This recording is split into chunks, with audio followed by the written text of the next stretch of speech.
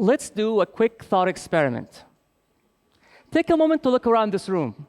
Really, look. Notice the people around you. Some familiar faces, and probably some strangers.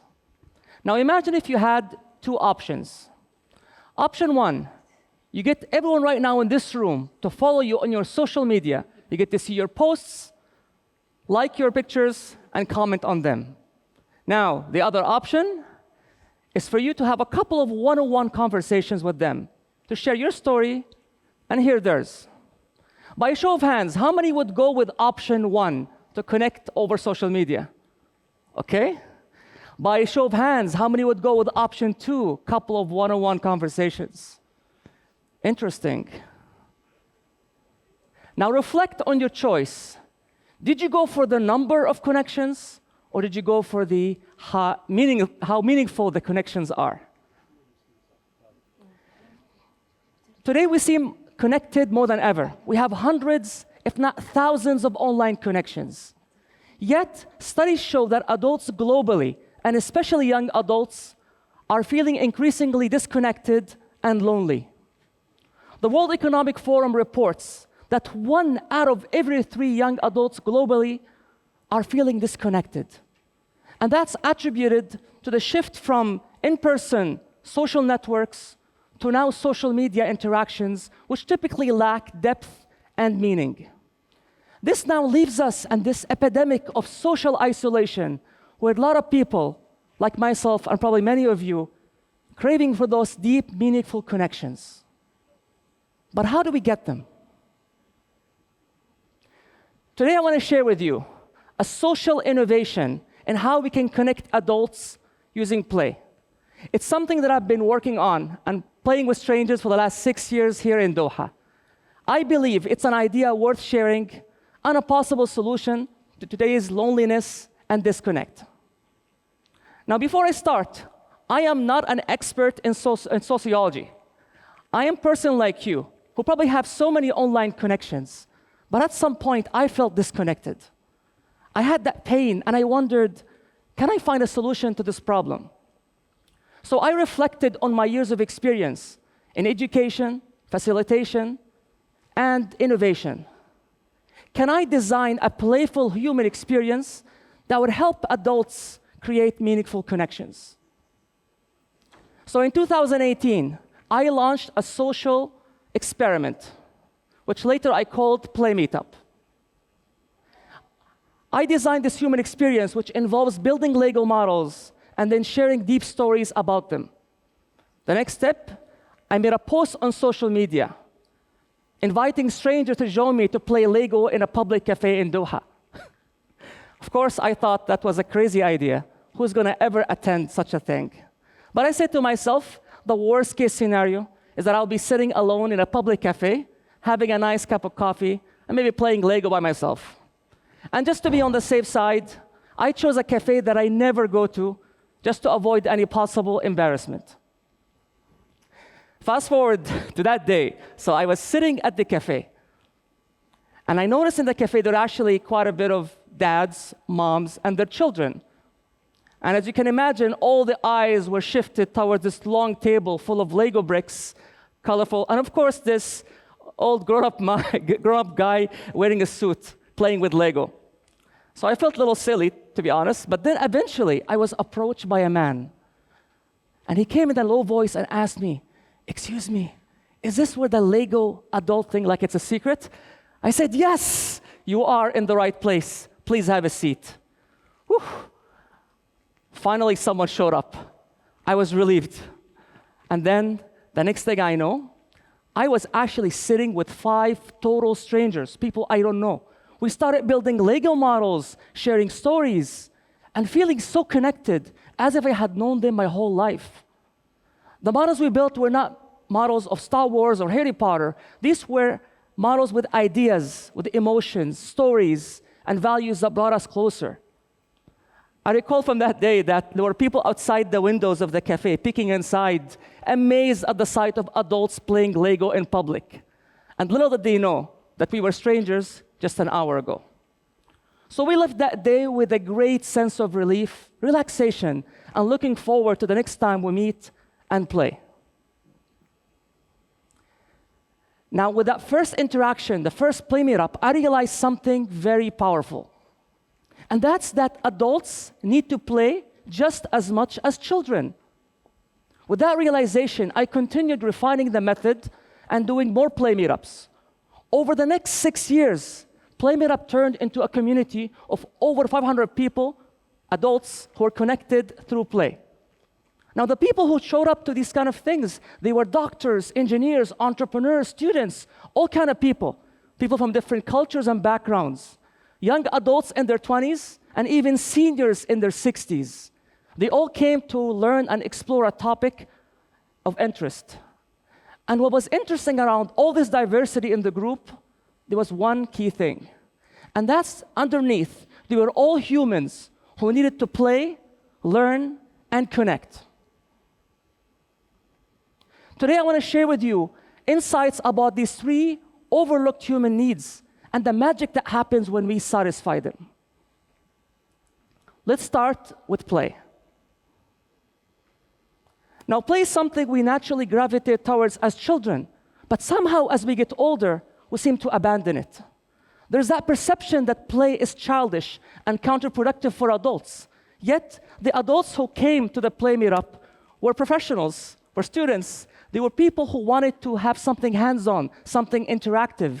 They wanted to break away from every stress, whether at work or at home. They wanted to experience what it's like to be a child, and often joked that, hey, we need to play as well, not only children. And you know what? They're right. Who said play has an age? The famous philosopher, George Shaw, he said, we don't stop playing because we grow old. We grow old because we stop playing. In fact, research on play shows that playful adults have better mental health, better cognitive functioning, and deeper connections. One report shows that employees who engage in play and teamwork activities have lower stress levels, which translates into higher overall productivity at work. So play is not just a fun activity. Play is a superhuman power that we have forgotten as adults. Now let's talk about the second need, the need to learn. People crave new learning experiences where they can live enlightened and empowered. And with the hands-on approach where we build Lego models, we tap into 70 to 80% of your brain cells. We call this the brain-hand connection. It essentially means that you're able to access more of your brain power.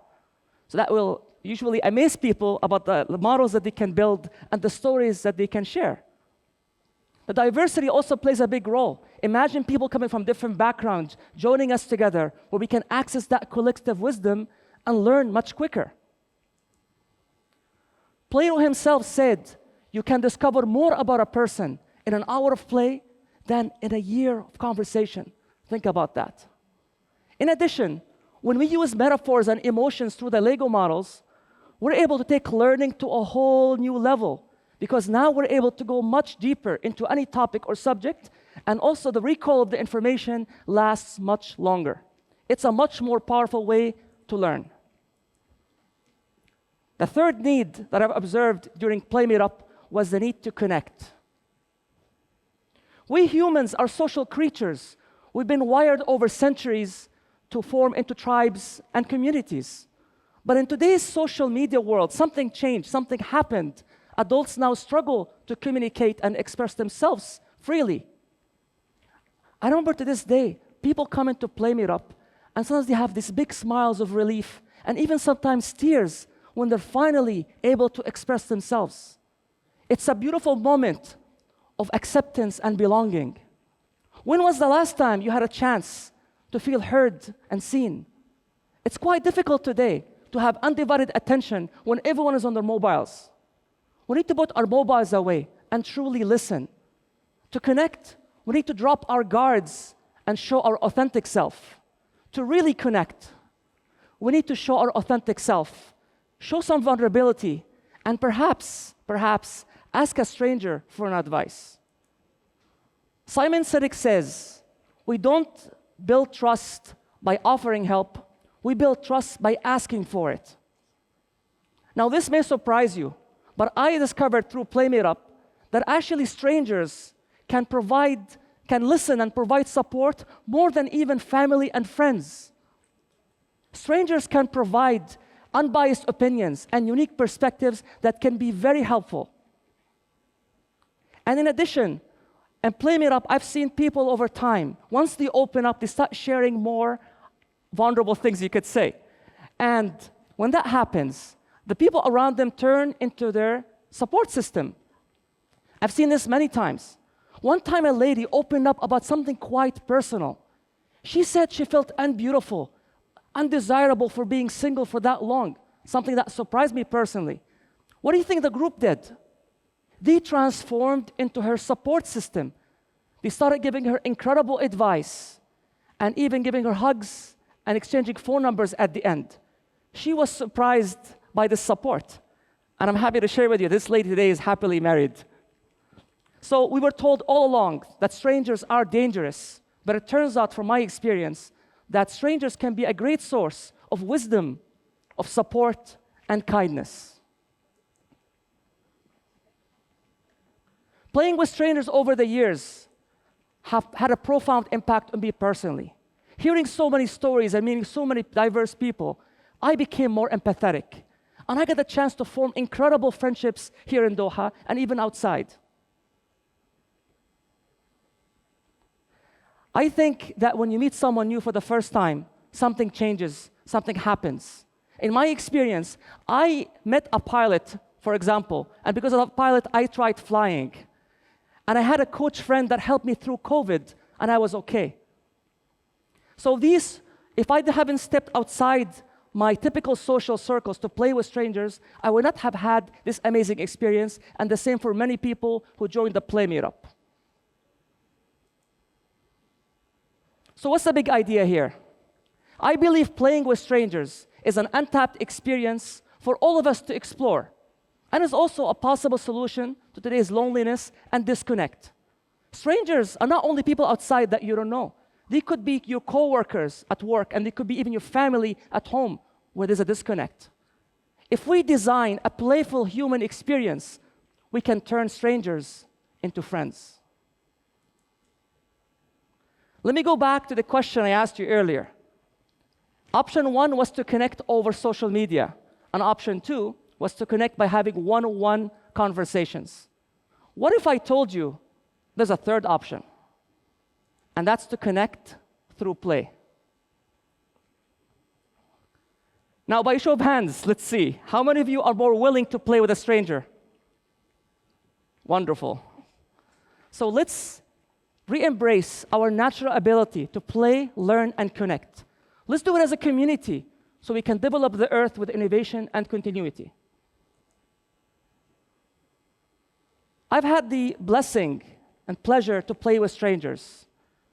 And I want to share that gift with you today. So let this brick now be a representation of the authentic person you are and all what you have to offer in the community. Take a look around you. Imagine if you can connect this brick to everyone here to get to know them and play with them. And my last message to you is that there are no strangers here, just friends you haven't played with yet.